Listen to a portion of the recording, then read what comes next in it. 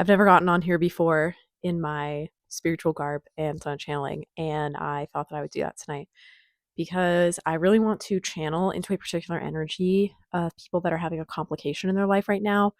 And something about it is very vulnerable and deep and difficult to channel into. And so I thought if I make my outward appearance that of the mystic, that of the channeler, it would help me to channel into the energy because I could separate myself from the energy and like more accurately observe it. So, without further ado, I will be channeling for you. Okay. So, I see a long, dark passageway that you've come from. You've come from a point in your life where you didn't really know what to do with yourself. And the problem is that now you know what to do with yourself. And there is nothing greater than a man getting what he wants because it will ruin him if he is not prepared for it. There is nothing more dangerous to a person than knowing exactly what they want and getting exactly that. Because what do you do after you've gotten exactly what your heart desires? Because if you truly know what your heart desires, then already it is complete in simply knowing this. But if you seek it and you find it and you have no desires after, your life is very empty. So you must learn to pursue the things that bring you joy and also pursue the things that bring you happiness without expectation of their completion. Um, when your return on investment is met, you will be dissatisfied. It is always greater to receive a reward in hindsight than it is to receive one in future anticipation. Okay, I might be going very deep into channeling here. Okay. I don't normally get this deep on channelings, but I'm just going to let it happen. The prophecy foretold of a time when you would separate yourself from the veil of illusion. It foretold of a time when you would step outside into the body of a stranger and to allow the words to flow forth from your mouth as if they were creatures of their own entity, of their own spirit, of their own creation. You are at a time at a loss to yourself because you did not understand the words with which you spoke. But you are a person who has always held the power to move others. You are a person who has always had the power to be different, to be special, to be unique.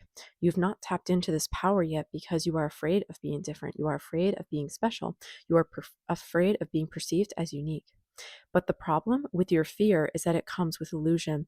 You are not afraid of success. You are afraid of what achieving success means for you.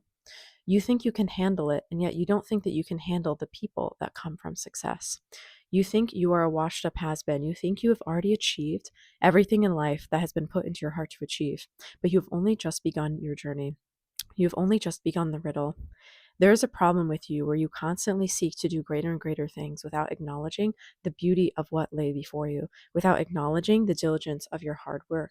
You don't understand yet that you have already created so many systems, so many beautiful things that without you would not exist, that you have already made such a deep impact on this world that even if you were to die today, you would leave a tremendous impact.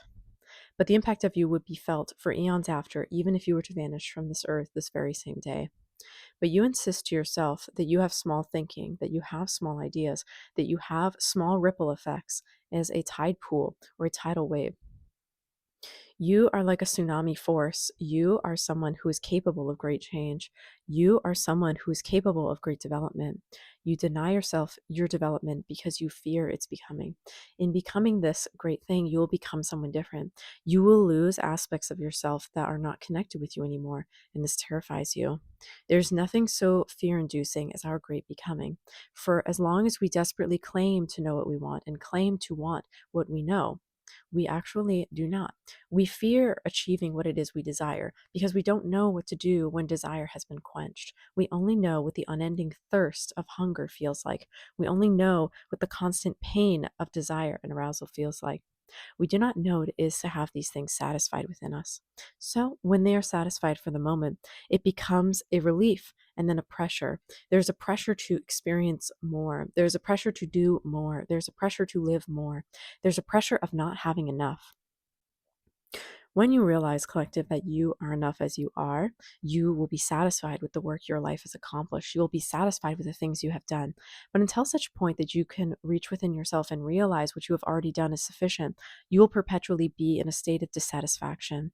Your life is not your own to do with as you please. You are here as a vessel of a higher mission. If you consent to it, you can do many great things in this life. If you resist it, if you resist this portal to your success, it will not end well for you. You will be constantly dissatisfied. You must learn to enter a state of enlightenment to achieve a peace of being that you heretofore have not known. There is such a light in your eyes, collective, that it shines forth and it illuminates many bright future possibilities. You need to choose one now. You need to choose one and let its choosing be your becoming. You need to allow yourself to become undone, as is the way of the world. You need to allow yourself to become something different than you have been. Allow yourself to transform into a being that has never been seen before. Your illusion lay in the fact that you think you can control the outcome. You think you bear responsibility for the type of person that you are shaped into, that you are molded into. This is not true. You only bear a small influence on the type of person you can become. Your soul blueprint already guides you towards the path which your soul finds enlightenment on.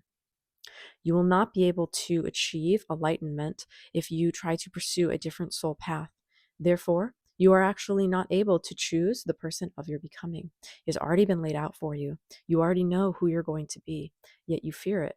Why? You fear it because it is unfamiliar. So you have chosen to be something even less familiar, something not yourself. And you have worn the facade for so long, you have worn the mask for so long that you no longer know who you are in the state of becoming.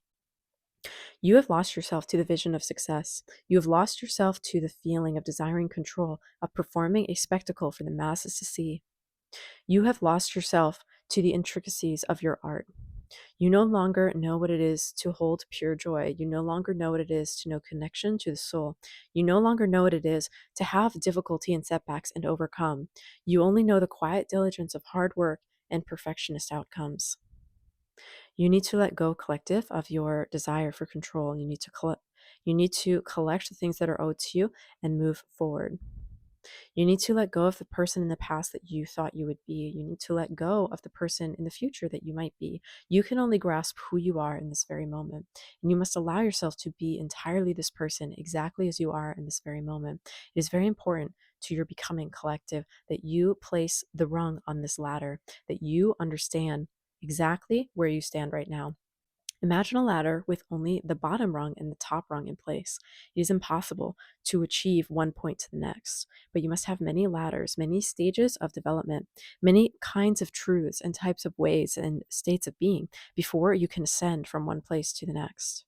So let this be a rung on your ladder, collective, that you may proceed forward bravely and become this next rung, even knowing it is not your final transformation. Simply knowing it is one stage of your journey will be helpful enough for you to be able to process it. You are someone, collective, who has lived through a lot of pain. You are someone who has dealt with a lot of adversity. And because of this, it's very difficult for you to imagine another state of being. It is very difficult for you to imagine there could be a different way of living.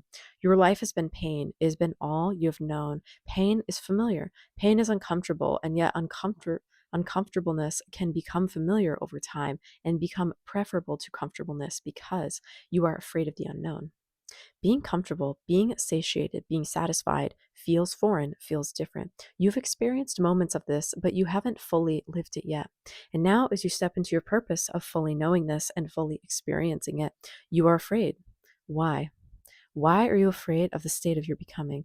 Why are you afraid of the thing that will bring you happiness? It's because you do not know how to be happy. You do not know how to be satisfied. You do not know how to look away from the face that you became in order to become the face that you are going to be. You have looked in the mirror so long, you do not know which side is the reflection. You no longer know if you are the performance you see before your eyes, or yet, in fact, the person that is making the face. You have lost yourself in the illusion, collective, and you must collect yourself so that you can proceed bravely forward. You must become this next person so that you can enjoy your state of being. It is very important that you enjoy the process. You must not deny yourself the simple pleasures of life, but you must enjoy them. You must become someone who is capable of holding great amounts of joy. You must become someone who is capable of reflecting others clearly and not losing yourself in their reflections. You must become someone who is capable of holding great amounts of pain and joy equally. You are not someone who deserves to live a life of pain.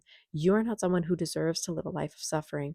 You have already done the hard work, and there is no need for you to collect more scars to prove your mission's value. You must be willing to stand down from your battle stance, from your battle armor, and you must be willing to don civilian's clothes.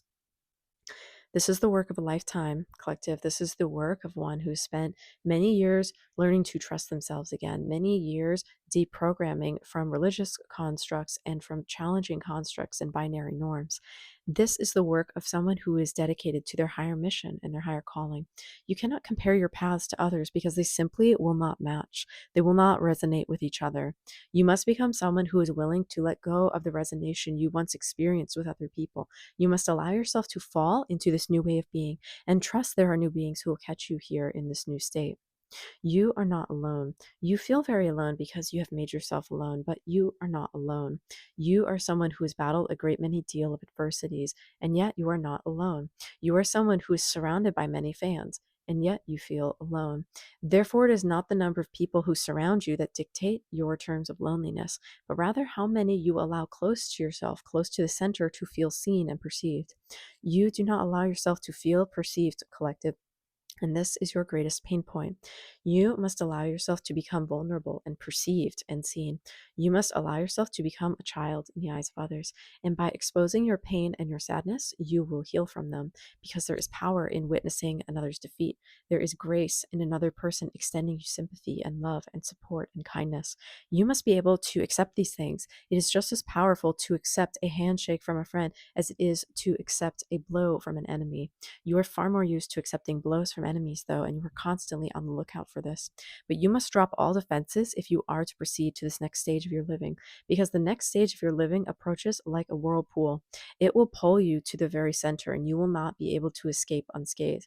It will rip every shred of clothing. Everything will be destroyed about you that was and will be transformed into what is.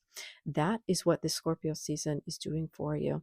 I see the image of a scorpion inside of this great whirlpool, and it is purple, and it sits at the very center of it, and it waits for the closing of the tidal waves upon it. But the scorpion can swim underwater. The scorpion is a powerful defender of its land. So are you, collective, that you are capable of a great many transformations and will not be swept abroad by different people or different ideas or different things. You are powerful and grounded, and you will stay afloat amidst the stormy weather in order to ground yourself later when the storm settles. You are someone who has traversed a great many adversities, and you will continue to do the same for the rest of your life. And yet you should also temper these moments with joy and heartache and sorrow and loss and love and happiness and beauty. They must be balanced, because when you lean too heavily into one side, you forget the sweetness, the melancholiness, the bitterness, the hopefulness of the other. You must be willing to let go of a great many attributes, collective. You can be so many things, and yet you must choose today who your final form will be. And you must start taking steps in the direction to reach her. You must start taking steps in the direction to reach your final form. It is very important, collective, that you honor yourself in this moment. You honor your truth. You honor your journey.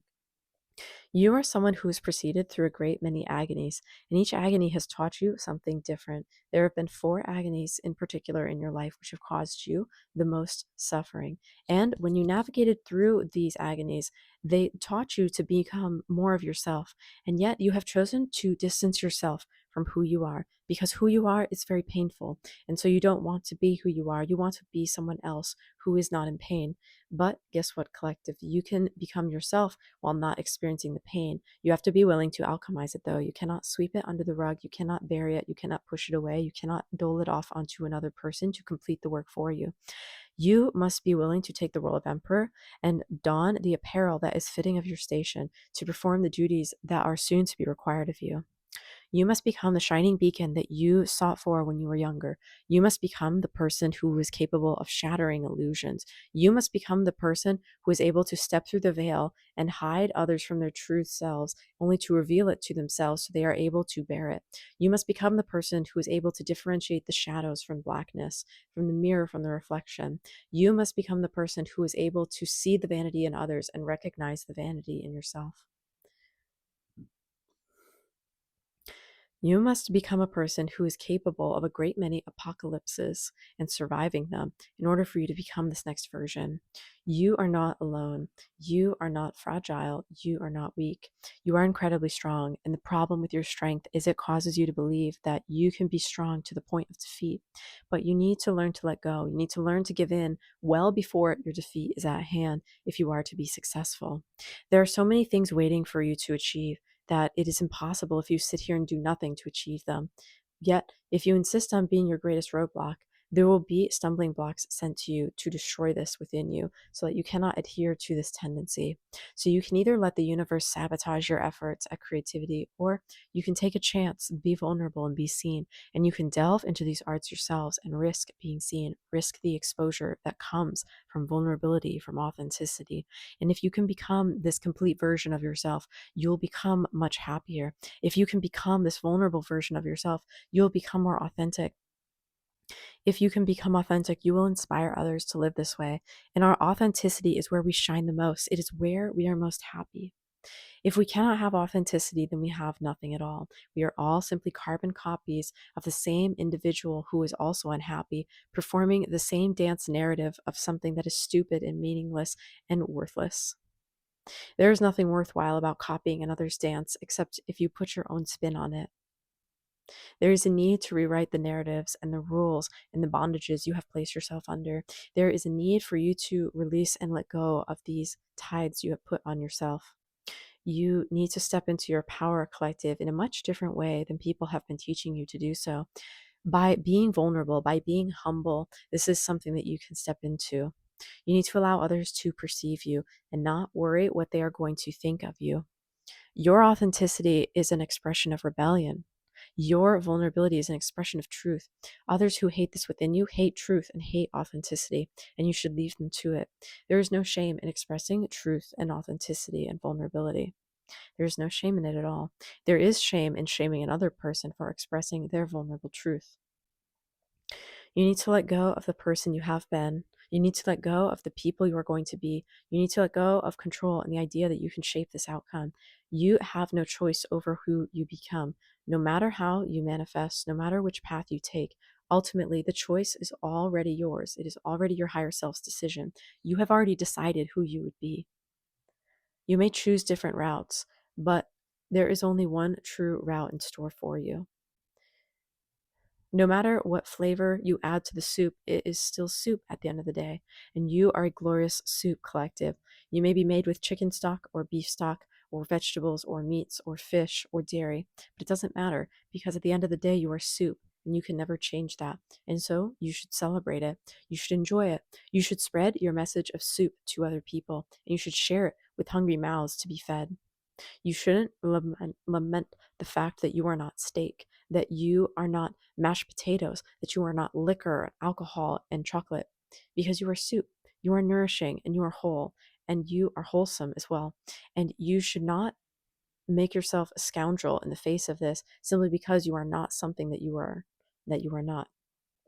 You need to become wholly what you are, collective, even if that is the shape of a pig or a giraffe or an antelope or deer. Anything that you are, collective, embrace it fully. Stop running from it. The moment you stop running from who you are, you will find your happiness in letting go. The reason you cling so tightly is because you've ascribed value to your mission. You've ascribed value to your journey. And it is not that there is no value in this journey. It is simply that the value is expired at this point in time and you no longer need it. But you can choose to reinvest your credentials in other parts of your skill tree, in other parts of your journey, so that you may level up new areas that are important and relevant to our mission now.